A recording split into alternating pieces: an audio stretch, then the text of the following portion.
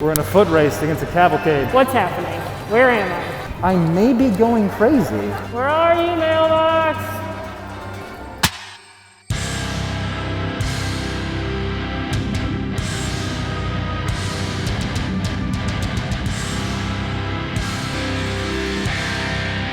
Hey everybody, I'm Molly. And I'm Alan. And we are here for the Disney World Ultimate Race Championships. The grand finals. This is the big one for all the marbles. I'm pretty nervous about today. I feel like I'm pretty good at this game, but clearly you're also pretty good at this game, having never played before, and now you've made it to the finals. I mean, don't sleep on me. That's all I'm trying to say.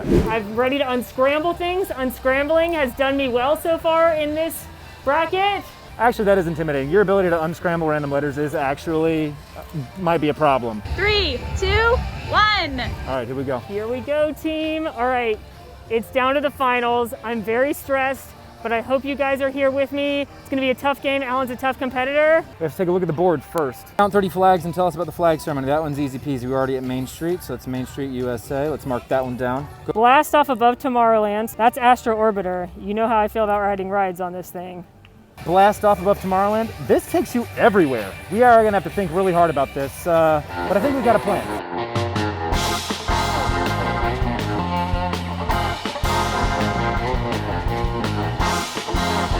We're gonna go to Tomorrowland, but we can do a clue right now because it says to dance with drummers. And who's coming down the street but the Main Street Philharmonic? Unfortunately, they're singing Poor Unfortunate Souls, which I don't feel great about, but I do feel great about the chance to dance with them because I love live entertainment in the parks. You guys know that? And they're always a treat to see them marching down the street. So let's dance.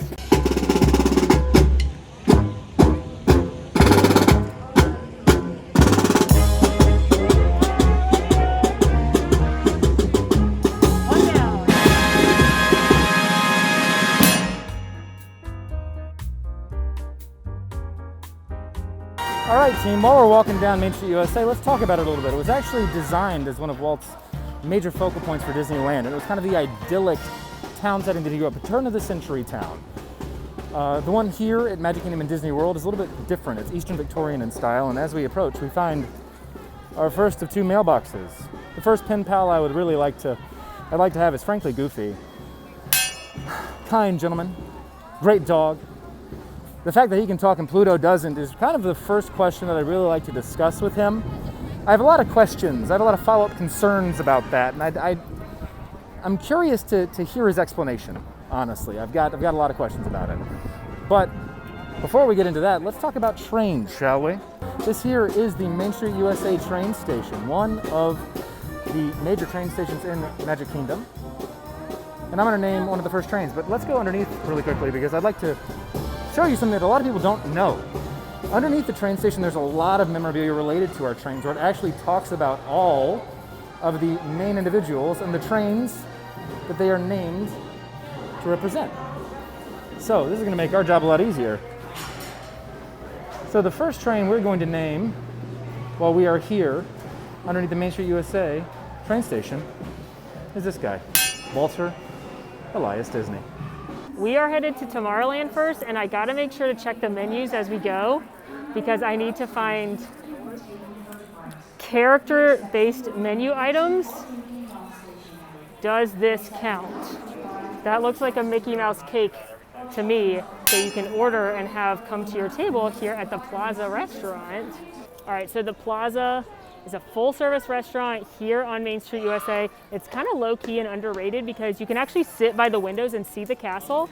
It's pretty standard fare. They do have really good milkshakes and really good desserts here, and you can get those celebration cakes. So if you're doing like a birthday or an anniversary or something, you can add a really cute cake that's shaped like Mickey Mouse for one of our character-based menu items. We're also going to get a second character-based menu item here at Tomorrowland Terrace, which is right now only open on the weekends and really busy days. And they're actually serving food from the Columbia Harbor House, which still hasn't reopened. So you can get your fish and chips, you can get your chicken nuggets, you can get your lobster roll. It's all on mobile order, but what we're looking for right now is actually another dessert item because there is a Minnie Mouse themed chocolate chip lava cookie. It's actually very delicious. It's like a warm chocolate chip cookie. It's pretty simple, but it's really cute. And sometimes I say simple desserts are the best desserts. Did we catch a chime time? Chat, we caught a chime time. Or not chat, team. Team, we caught a chime time. The Dapper Dans come out at regular intervals throughout the day, singing a lot of classic other barbershop quartet-style songs. This one, for example, is Main Street USA, one of my personal favorites. It also used to star in one of the dancing shows that went on the horse-drawn buggy trolley up and down Main Street USA. Now that's a seasonal offering where they have different songs throughout the seasons. But I think we just caught a chime time.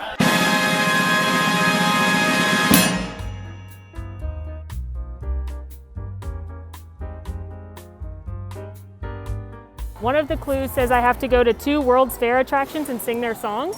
That's a reference to the 1964-65 New York World's Fair, where Walt Disney and his team debuted not 1, not 2, but 4 different attractions, including the iconic Carousel of Progress. So now it's time to sing the theme song, written by the Sherman Brothers. It's a great, big, beautiful tomorrow, shining at the end of every day. It's a great, big, beautiful tomorrow, and tomorrow is just a dream away. Man has a dream, and that's the start. Who follows his dream with mind and heart. And when it becomes a reality, it's a dream come true for you and me. So the Sherman Brothers actually wrote that thinking about Walt Disney. Isn't that nice? Replace the word man with the word Walt in the lyrics, and you'll see what they meant. Now we're scooting over to the palm trees. These are the power palms, which in our fictional city of Tomorrowland, this is one of the ways you would get power. So you can see these like coconuts, they'd be using solar energy. And then once they fill up, you'd harvest them. And it's how we power the city of Tomorrowland. So this one, as you can see, doesn't have any coconuts because they've already been harvested. All right, 3 facts about Tomorrowland. 1, Space Mountain was the first roller coaster designed specifically for Walt Disney World and wasn't a copy of something that was in Disneyland. 2, the Magic Skyway used to be here right over where the restrooms are, and the Magic Skyway was kind of like the Skyliner but took you across the park from Fantasyland over here, and unfortunately they had to close it because of safety concerns. But some of you may remember riding that original Skyliner, if you will, the Magic Skyway. And number 3, it was based after, it was a very Jules Vernean Tomorrowland that they designed, and the problem with Tomorrowland is that always tomorrow catches up with you. So when they actually opened in 1971, they had a thrilling attraction called Flight to the Moon. Isn't that very exciting? Except for the fact that people actually went to the moon 2 years earlier. So they had a really hard time theming Tomorrowland, and they eventually unsettled on this kind of Jules Vernean sci-fi version of Tomorrowland, which is like the Tomorrowland everyone imagines that will happen, like space and aliens, but it never will. Well, it might, but it hasn't yet. But it's not so much actually the future as it is this idealistic of the future.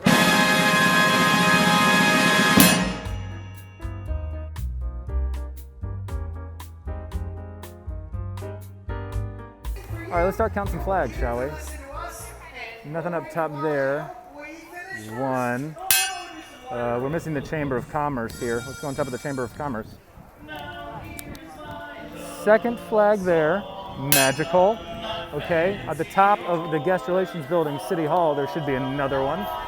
This tree branch is in our way. There it is, beautiful. So this is the 3, 4, 5, 6, 7, 8 on top of the fire station there, or Town Square Theater, my apologies. Obviously, you guys, the big one. The only flag, actually, that is not altered in some way. You see, we have something called a flag retreat every day at 5 p.m. here at Disney's Magic Kingdom, and that is where a veteran will come, be selected as Veteran of the Day, and they will participate in the flag retreat ceremony at 5 p.m. where the flag is taken down from this flagpole and then folded and placed away in a safe location backstage. Why, you may ask, are we not supposed to take down, or why do we not need to take down all of these other flags as we count now? 6, 7, 8, 9, 10. Down the other side here. 11 up top of this building. 12, 13, 14, 15, 16, 17, 18 on the top there. Why don't we have to take those down? Well, team, that's easy. Because we've either removed Disney has either removed a star or a stripe from the flag, so it is not actually an American flag. It might look that way, but it is not an American flag. So we don't have to take those down. But the big one back there, this fella, we do. And every day, a veteran will come and take down the flag on the flag retreat at 5 p.m. It is quite emotional to tune into and watch. Also, while we're walking down Main Street USA next to the confectionery, which by the way smells incredible. Hi Daisy. We found one of our character-based treats.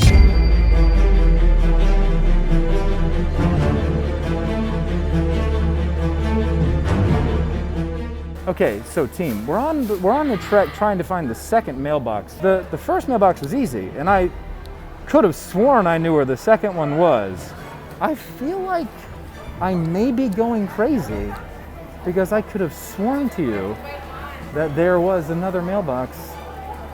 Is it by Casey's Corner? I have found my third character-inspired treat. Now I can't use Mickey anymore because I used Mickey for the cakes, but this is Olaf's frozen strawberry lemonade bar because you know who loves summer and cooling off? It's our favorite snowman right here. What better way to cool yourself off than a strawberry lemonade bar? So that's number 3. We're gonna get another clue right now. My fourth and final character-based menu item here at Cosmic Rays Starlight Cafe. This is the quick service location in Tomorrowland. Burgers, fries, sandwiches. This is where you can jam out with my pal Sunny Eclipse, the animatronic alien. But one thing they have on the menu right now is called the Cheshire Cat Tail. They used to have it over at the Cheshire Cat Cafe across the street, but that's closed right now. So the Cheshire Cat Tail is a really yummy flaky pastry with chocolate chips inside of it, and it has icing on it that's purple and pink like the Cheshire Cat. So that's my fourth character-based snack.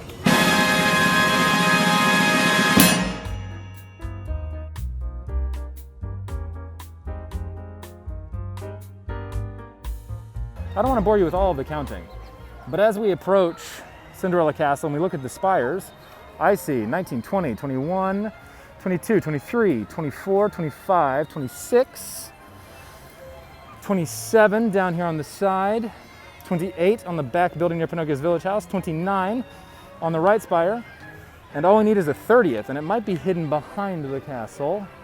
But isn't Cinderella Castle beautiful? I think so. And as I say one more, I turn and I look at the beauty that is Crystal Palace. There's 30 flags. And you already know about the flag retreat.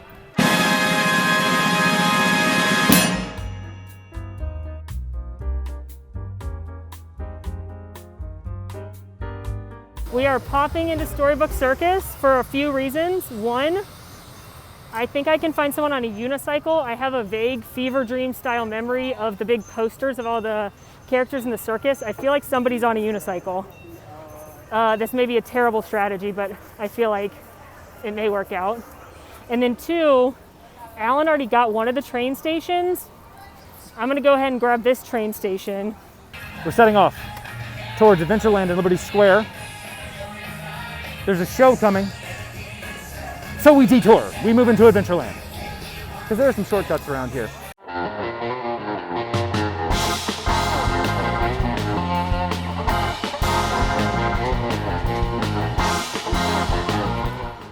I found someone on a unicycle. But let's get our 71 while we're at it. Do, do, do, do, do.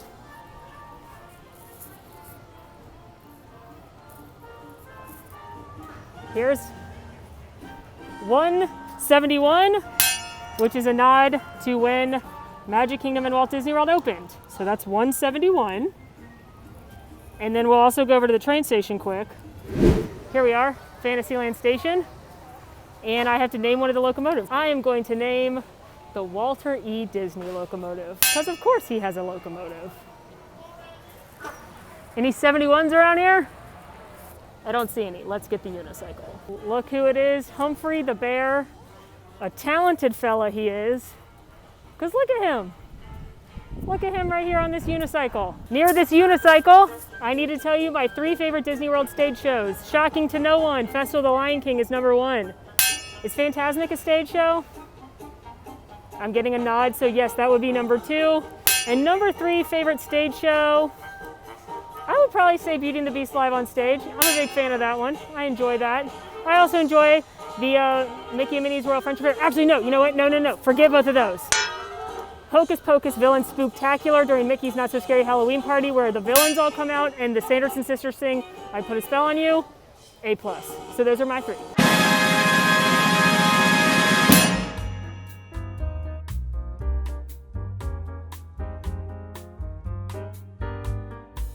All right, team, here in Liberty Square, you will notice there is this strange bit of brown ground here running through the entire length of Liberty Square. Transitioning this way to where we used to have our Muppet Palace come out, just behind Sleepy Hollow. Here in front of the Hall of Presidents, now you may be thinking to yourself, what is this brown length of sidewalk? Well, folks, the Imagineers are clever, and this is a nod to folks throwing refuse, sewage, into the streets. So this is, well, not to put too fine a point on it, folks, but this is poo. What you're looking at here is poo, running through the streets. But, here it's not. Here it's just, you know, a great design element running through Liberty Square. And actually into, well, essentially into the transition to Frontierland, which, ironically enough, right down there. Okay, folks, so we have Tinkerbell coming behind me right now. I don't know if you can hear the music, but it's telling us. So we're not going to head into Frontierland at the moment. What we are going to do is go find the first of 2 attractions with the same animatronic on it. And you might be thinking, I wonder what those are, team. I wonder. Alan, tell me. And I will tell you. It's at Haunted Mansion in Pirates of the Caribbean. Okay, so the first of the 2 animatronics that are actually the same animatronic in different attractions is going to be at the Haunted Mansion. And it is going to be the ghost blowing out the candle in the ballroom scene. So we're going to find him here. And here is the Haunted Mansion. Perfect. Okay, this is attraction number 1. Now we have to make a U-turn and go all the way back towards Pirates of the Caribbean. And we'll catch you there. Sometimes, friends, to win a game, you have to set aside your fear. And for me, that means going to a place that a villain hangs out. Hello, Ursula. And pretending to be her. Okay, poor unfortunate souls in pain, in need. This one longing to be thinner, that one wants to get the girl, and do I help them? Yes, indeed. Those poor unfortunate souls, I'm scary, I make Molly cry. I'm really, really scary, and anyone who else says I'm not is wrong. But I'm helping Molly win right now, so it's fine. Okay, folks, well, Molly just found a villain, Ursula, I'm told. Mark that one off, but we're going to find our second train and talk more about trains. Here we go. This here is the Frontierland train station. Fun fact about that is it actually passes through Splash Mountain. So if you're ever riding Splash Mountain, pre or post, probably pre-renovation, right? But perhaps post-renovation, there will be a distinct section where you can see the train actually go through the attraction itself. I will use the Lily Bell as the locomotive that I name here. Here at Under the Sea Journey of the Little Mermaid TM, which is an Omnimover attraction featuring the tale of the Little Mermaid. It is located where a former, now extinct, Fantasyland attraction existed, which is 20,000 Leagues Under the Sea. This attraction is really cute and really well done. It's got fun animatronics, it's fun for the whole family, and it usually doesn't have too long of a line right now, so it's a great one to put in between some of the longer attraction queues that you may encounter while you're here. So if you come around this way, as you get into this little kind of sunken treasure section, right before we get into the cave, you can see it in the rockwork. Right over here. Ta-da! The Nautilus.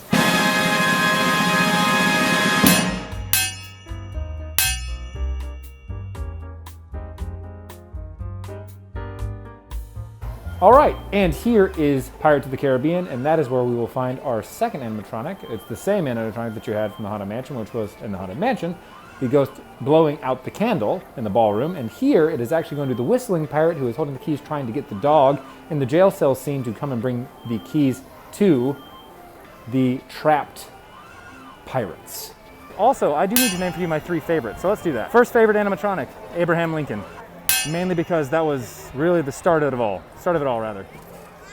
Second favorite has to be the Shaman of Song. You all saw me just brag on that for a while at Disney's Animal Kingdom. And the third, I would have to say, ooh, this is a toughie because there are so many to pick from. I think, frankly, the redhead from Pirates of the Caribbean, right there, would be my third favorite animatronic. All right, let's count some skulls. Up there, number 1, sad moment at Disney movie number 1, I don't want to talk about it, but Up. I'm just going to say Up, folks. They play Married Life. That's horribly sad. Looking this way, you will find 1, 2, 3 skulls. Let me get the better view of that flag there. 3 skulls, so I'm entitled to give you 3 other sad moments. Goodness gracious. Let's say number 1 is when Ariel from Little Mermaid is unfortunately turned back into a mermaid. Spoiler alert, team. By Ursula, and the sun sets on the 3rd day. 2 is Beast and Gaston's face-off. That's super sad. And 3, I'm gonna have to go with Cinderella coming home from the ball, and it all kind of going to heck. So now we need to go find a 5th skull, so I'll give you another sad memory. And to find that skull, we're gonna go inside of the merch shop at the exit of Pirates of the Caribbean. There he is, embedded into the wall. 5th sad memory in a Disney movie. I think it's Pocahontas and Kocoum when the unfortunate incident happened and the misunderstanding of John Smith, Pocahontas, and Kocoum, resulting in Kocoum's early demise. That's very sad.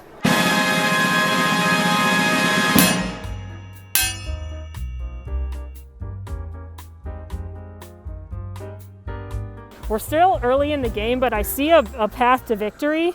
I have 2 in a straight line right now, up and down. I'm headed right now to the oldest ride in Magic Kingdom.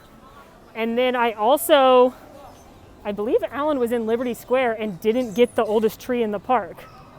So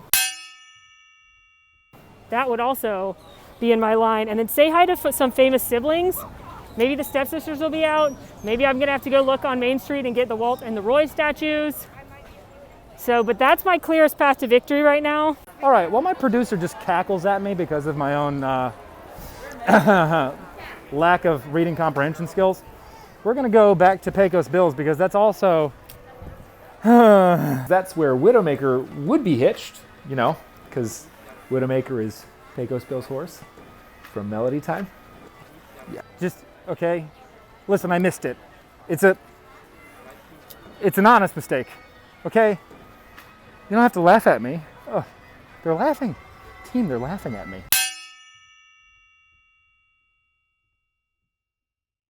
So, it's a quick service restaurant that serves, listed here, fajitas, Southwest Burgers, beef nachos, and churros. Prior to the pandemic, it also had a toppings bar, which made it my personal favorite spot to actually come and grab a bite to eat.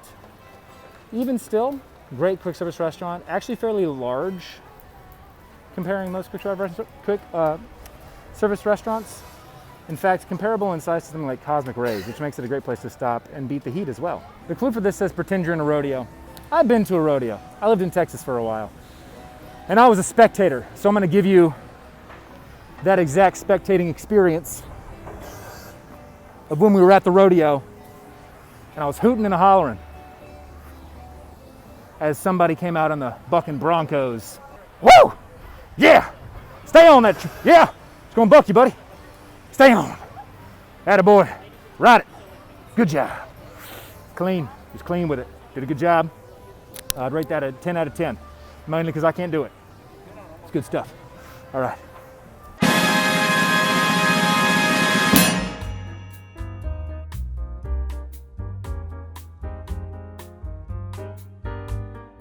Find the oldest ride in Magic Kingdom and pretend to be an airplane. And it's actually, believe it or not, the Carousel. The Carousel itself, the structure that is the Carousel, was built in 1917, making it the oldest ride in the park except for the Roy O. Disney steam engine, which was built in 1916. But because the train is not running right now and I cannot access the Roy O. Disney steam engine, I can access the Carousel. Here you go. It's just a classic Carousel. I love it. I think there's nothing bad about riding a carousel. It's quaint, it's charming, it's fun. Opening day attraction here, but again, built in 1917. The Disney company found it and restored it. This is me pretending to be an airplane.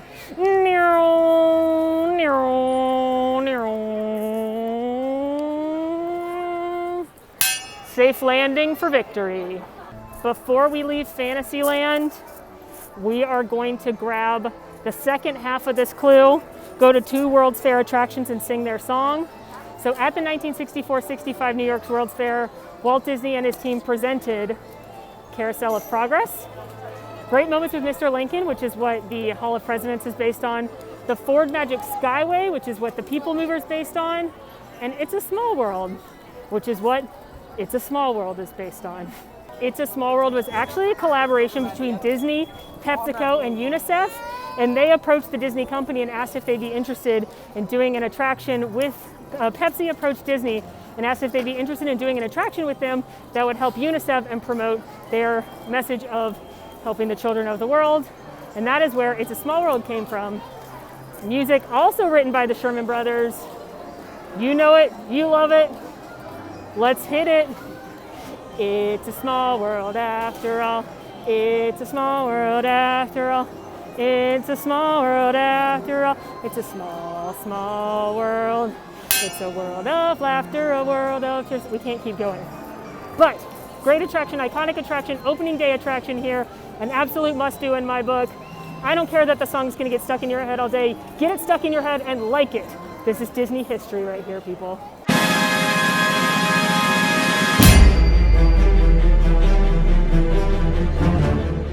All right, team, we're in hot water. We gotta find a mailbox, and we have to name 13 states, or Molly wins this. So I'm long striding through Frontierland, and come on, where is the mailbox in here?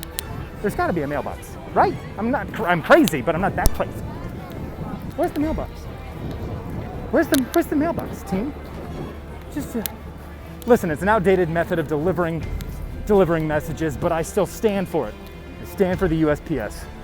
I stand with USPS. Just can't find your mailbox. Another one of my clues says to say hi to famous siblings. And who do I spot on the water? But everyone's favorite chipmunks, Chip and Dale. Hi, Chip and Dale! All right, this is Liberty Tree, naming 13 states under Liberty Tree. Alabama, Alaska, Arkansas, Georgia, Florida, Wyoming, Idaho, Maine, Delaware, Rhode Island, Nevada, California, Oregon, Washington, Arizona, New Mexico. I already said Arizona, don't count that again. New Mexico, Texas, Louisiana, Mississippi, Tennessee, Kentucky, Kansas. That hits far more than enough at this point, but I'll keep going just for the sake of it. Idaho, Iowa, Michigan, Ohio. Nailed it. Oldest tree, the Liberty Tree. Hand selected by Walt himself. Now let's go find a mailbox. This, my friends, is the Liberty Tree. Let me tell you a tale of this tree. Walt Disney wanted a Liberty Tree in Liberty Square because the Liberty Tree in the Revolutionary times was where the men, not the women of course, gathered round and talked about the revolution. They talked about politics and economics, and it was a place of gather and hope in colonial towns. So when they were building Liberty Square, Walt wanted a Liberty Tree, and he spotted this very oak tree on Disney property, near where Animal Kingdom sits today. And he said, that is it, that is my tree. He turned to Imagineer Bill Evans, who was known for his skills with horticulture and plants. And they had to move this actual live tree over from where Animal Kingdom sits to here at the Magic Kingdom, where they then had to put it in a giant planter because the Magic Kingdom actually sits on the second story. We are sitting above the utilidors right now, which is where the cast members do a lot of utilitarian things, break rooms, cafeteria, storage rooms, etc. So this is sitting on the roof of a building, my friends, and it's still alive today. It's over 100 years old. It has 13 lanterns hanging from it to represent the 13 original colonies. And I have to name 13 states under the oldest tree in the park. Maybe I can name the 13 original colonies. Oh, it turns out Alan just did that one. But that's okay, we're close. We're close to something good. We're gonna go get some pickles. All right, we got that one really quickly. We snuck it out from under Molly's nose. We're gonna go find the mailbox at the Frontierland Trading Post. I figured it was there. It's on the Country Bears side of things, I think. So we're gonna dive in here. By the way, Country Bear Jamboree, also a fantastic attraction. In fact, Mark Davis began work on the Country Bear Jamboree long before there was ever development about the Florida Project or Project X. It was an attraction that was going to go into Disneyland, but ultimately found its residence here in Florida. The Bears moved from California to Florida. I hope they like it here. I do. I mean, aside from the heat, of course. All right, I have found a bunch of pickles here at the Liberty Square Market, which is a little grab-and-go snack stand. This is where you can get your turkey legs. This is where you can get some fruit to go. You can get a pickle if you want a pickle, drinks, snacks. little snack stand here, but we did find ourselves a bunch of pickles.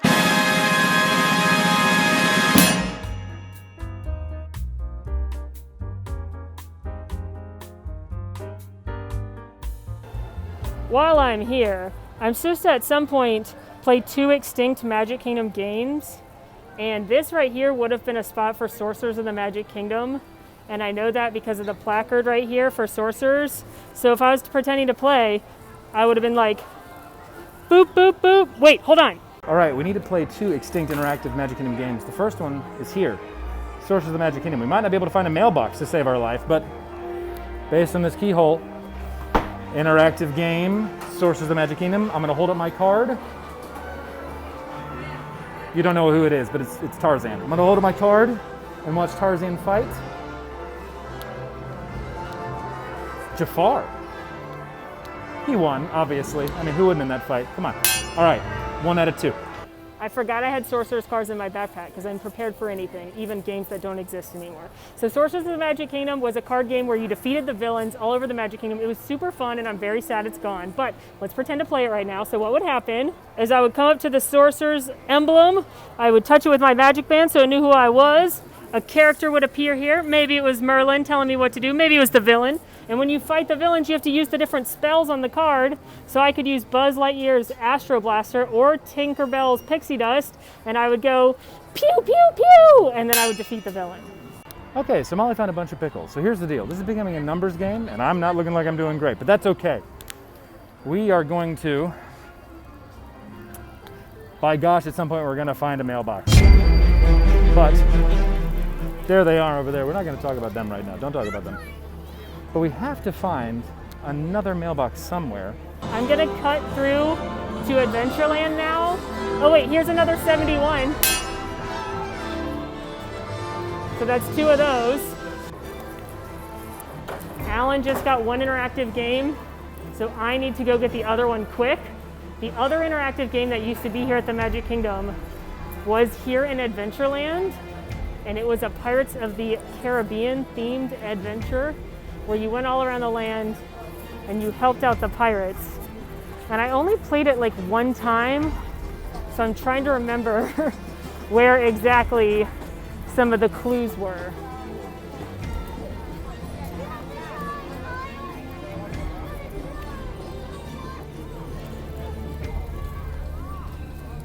All right, I'm not gonna lie to you, team. Things aren't looking good for this side of things, but that's okay. That's okay. We're making it difficult. We blocked Molly at every turn. So now it's a numbers game, which also isn't looking great for me. But we're gonna go find another mailbox. I'm determined to do so, which means we're looping back around to Main Street. And as always, we are contending with our friends, the cavalcade. I love our princesses, they're wonderful. And these cavalcades do come out quite frequently now. This has actually been far more frequent than I anticipated. But boy, are they blocking up the roadways. So one used to be right here, and it looks like they got rid of the little medallion that you would have tapped with your magic band because they didn't want to confuse people. But there was one spot right here where you would click the medallion and then the light would go off. And then you can still see where this guy would talk to you. So let's pretend to be pirates. You'd be like, ahoy matey, click this, that would go off. And then he'd be like, who disturbs my slumber? I'm really angry, I'm a tiki god. You gotta go over here and do something else like a pirate. Get the money from Jack Sparrow. That's my impersonation of it anyway.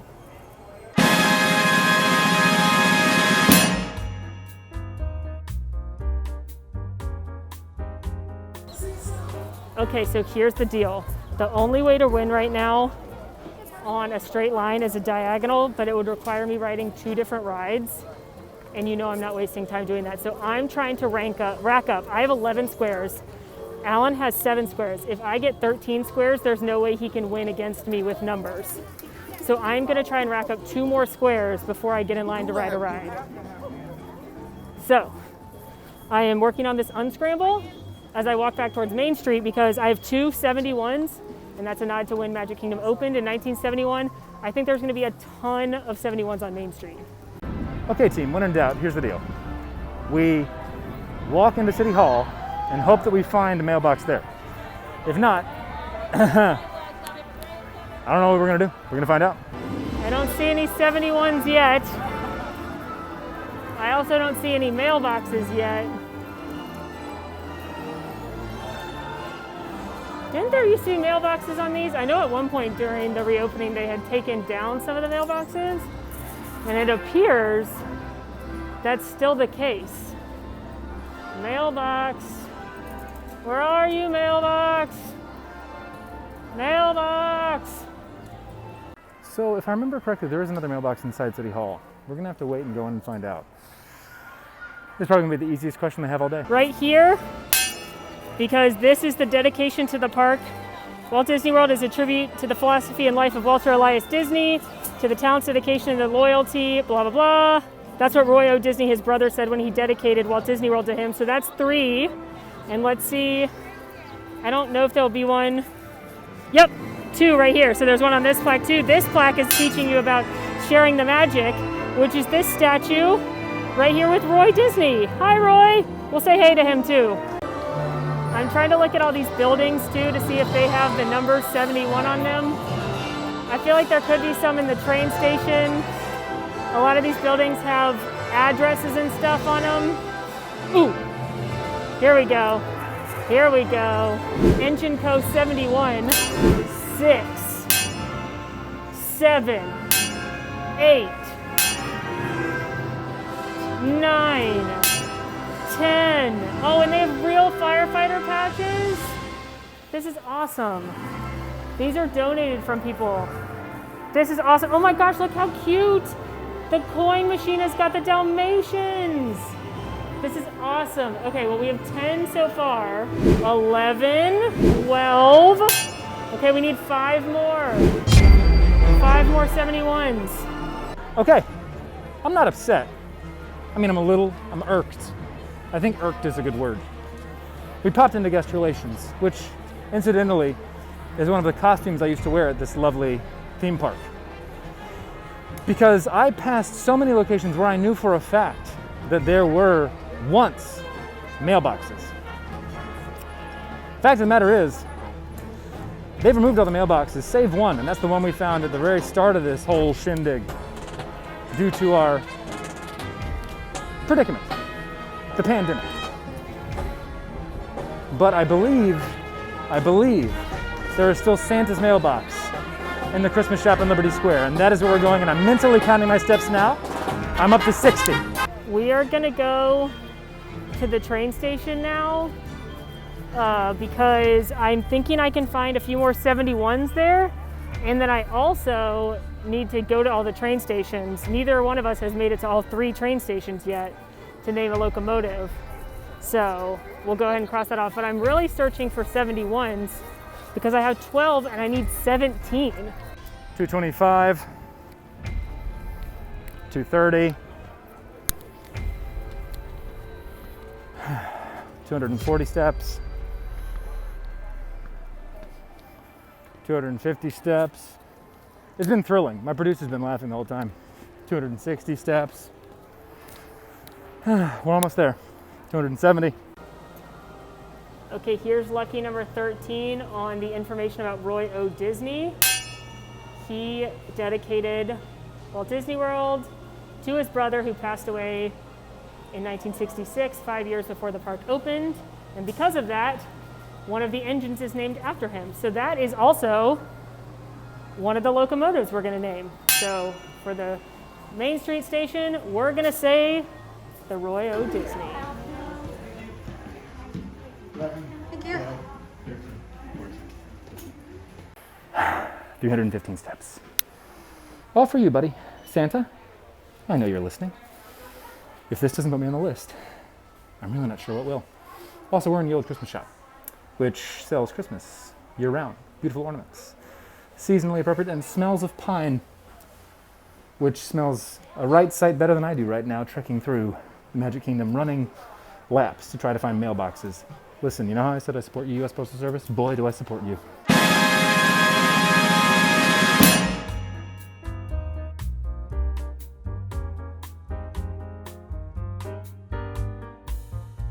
I have found my 14th, right? 14th, 71 right here at the Chamber of Commerce. Normally this is package pickup where you can buy things in the merchandise shop, send them up here to the front of the park. and pick it up before you leave so you don't have to carry it around all day. That service is not happening right now for safety, but that is another 71, that's 14. Out here on the train station, this is the real train station. Why would you ask? This is obviously the real building. There's nothing to see here. Don't be suspicious, don't be suspicious. But on the train station, on this picture of the train station, it says established 1971, so that's 15. And if you're wondering what is going on, this is called Scrim, and they're clearly remodeling the train station, but they don't want, if you take a picture of the train station, for you to just see like a bunch of construction. So what they do instead is they put this scrim up that looks like what the building looks like, so that if you take a picture, you can't tell that there's construction going on, even though you can tell there's construction going on. Okay, now that the great mailbox saga has ended, we find a train station number 3, the final train station. But that means we go to New Fantasyland, we go to Toontown, and Toontown Station. And as another bit of trivia, I will actually show you where the old train station existed prior to the new one actually being built when Toontown was renovated and added here.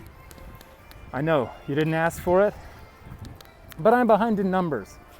But that doesn't mean I'm going to lack behind in the knowledge that I provide for you about the history of this, one of my favorite theme parks on the planet Earth.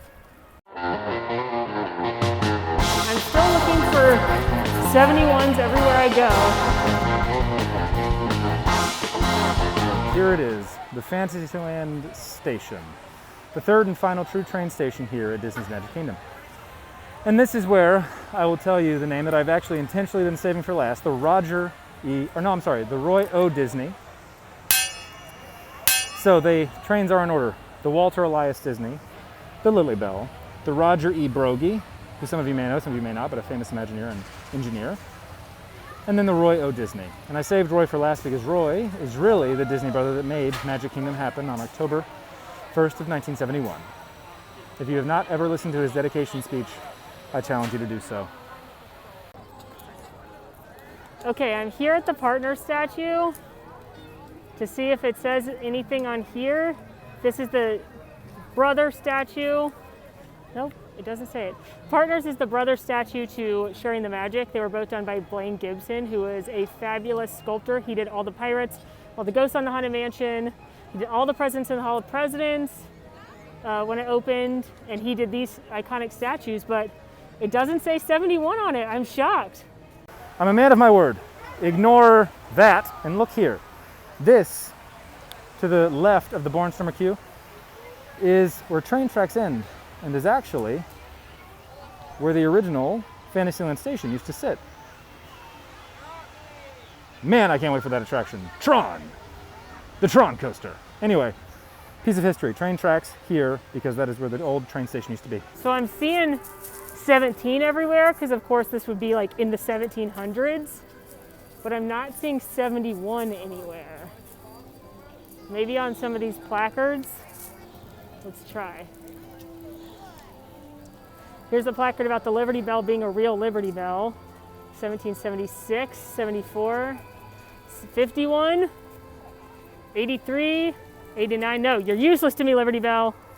Although I love you, it's fine. Don't tell Molly. I just had a brain blast circa Jimmy Neutron. I know, wrong IP, but that's okay. I figured out what the unscramble is. It's the spitting camel in Adventureland, which means I've got to walk so far to get back over there.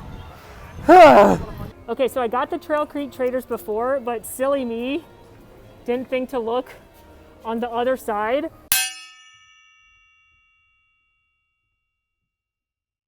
So that's 16 now, and the reason this is 71, there's actually a timeline going all the way from Liberty Square down to Frontierland, and the whole time you're going back in time, or moving forward through time really, depends on which way you're going. So you actually start at your oldest, at the Haunted Mansion, that is upstate New York, your Gothic era, then you come through Revolutionary War times here in Liberty Square, colonial America, and then you slowly move your way down into Frontierland and finish up at the Gold Rush, which is what Big Thunder Mountain Railroad is. I am hauling it. I have never worked so hard to get to the spitting camel in Adventureland in my life. Never. Not even on the hottest of days have I been trying to get to the spitting camel. But here we are. We found it. and I have to sing to him now. Y'all are not going to believe this. So we are here at the Frontierland Shootin' Arcade. It's closed right now, but this is where you can shoot laser guns at these targets. And believe it or not, when this opened, this was an opening day attraction, they actually were shooting little lead pellets, and somebody had to repaint the set every night. But we're actually not even worried about that. I was looking at this awesome penny press machine right here that you could get a Mickey or a Woody or a Donald penny. Wondering if I could find a 71 on here. Look at the phone number. Can you believe it? Can you believe it? I sure can't. I can show you the world, shining, shimmering, splendid. Tell me, Camel, now when did you last let your heart decide?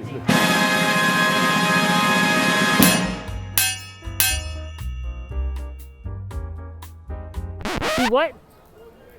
Alan figured out the unscramble. We're gonna ride Disney's Jungle Cruise. I think we were blessed with some fortunate luck. And with that, folks, we are officially floating on a boat.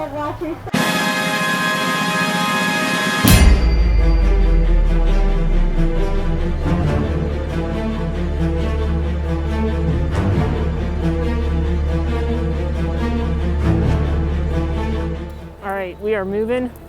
We are grooving to Tomorrowland to get on Astro Orbiter in hopes that Alan's, one, not already in line for Astro Orbiter, and two, hasn't somehow gotten on a boat and then is also going to get on Astro Orbiter or something.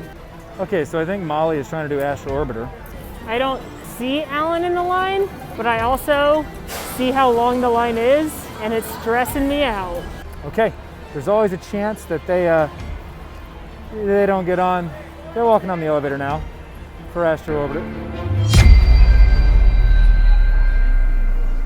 Okay, well, there was a chance that she wasn't going to be on the attraction by the time I made it here to Astro Orbiter to blast off above Tomorrowland. Unfortunately, that chance, I'm watching the elevator rise and it's sealing my fate. Somebody put some dramatic music over this.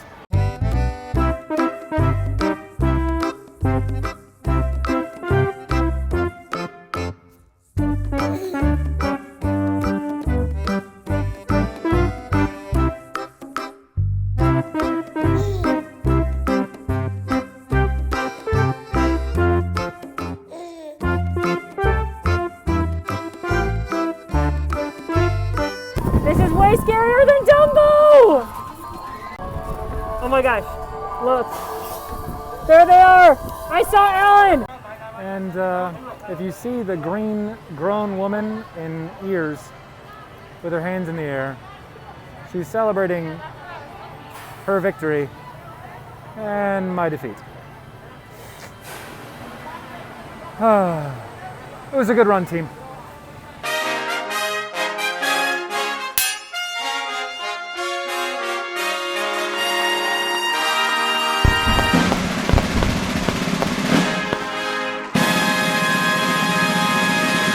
Amazing finals, and after 7 long games through this March Madness bracket, it all came down to this. Now that it's all over, we've got both players down at the field for their final interviews. Alan, my friend, I feel for you. The deck stacked against you in your first Ultimate Race competition, having to face off in the finals against Molly, the crowd favorite to win the whole thing. How are you feeling after a tough day? I feel fine about it, honestly. I think, if there's anybody to lose to, losing to Molly from AllEars is, honestly, I'd kind of wear that as a badge of honor.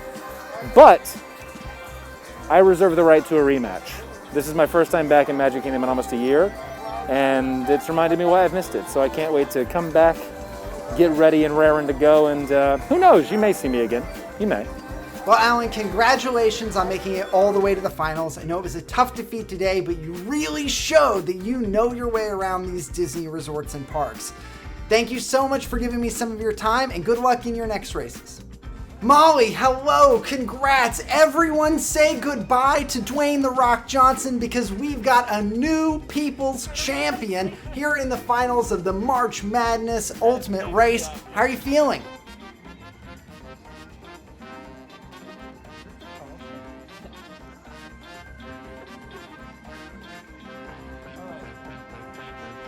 While you've seen many of these competitors in the past, you've never faced off against Alan. So what was it like to compete against him today? This was a tricky bracket. I went up against a bunch of tough competition, and Alan was definitely the toughest yet. He blocked me good quite a few times and forced me to ride Astro Orbiter, which I said from the beginning I didn't want to do. But it doesn't matter because it was all worth it for the win. Well, congratulations, Molly. It's been a long bracket with many hard competitors, and here you are at the finals, grabbing victory from Alan. We're looking forward to your next races. It seems like you need some new competition. Well, everyone, thank you so much for tuning in to the March Madness Disney World Ultimate Race. It's been a pleasure hosting some of these interviews and post-game analysis. I'm Duckfist. Check us out more on AllEars.net for the next Walt Disney World Ultimate Race.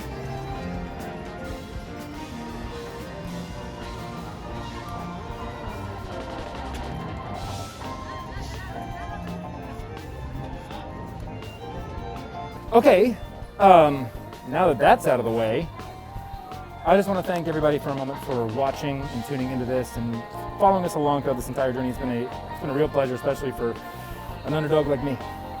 And I want to not only thank you guys for watching, but the whole All Ears team, our editor, our producers, everybody that played. This has been so much fun. So thank you to the best team ever for making this happen. Like and subscribe, ring that bell for more notifications.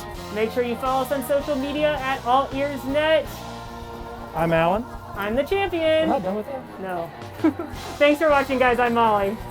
Hey everybody, it's Molly. Thank you so much for following along on the Disney World Ultimate Tournament. We hope you had fun watching all of the games. If you'd like to play along, we've got the boards for you. Just head over to allears.net/scavenger-hunt, sign up for our free newsletter, and those boards are coming straight to your inbox. Please make sure to like and subscribe and ring that notification bell so you know when new episodes are coming out. And if you'd like more Ultimate Race, click over here for a recap of the entire tournament. And if you want more All Ears, click over here for me having the perfect day in the Magic Kingdom. Thanks for watching!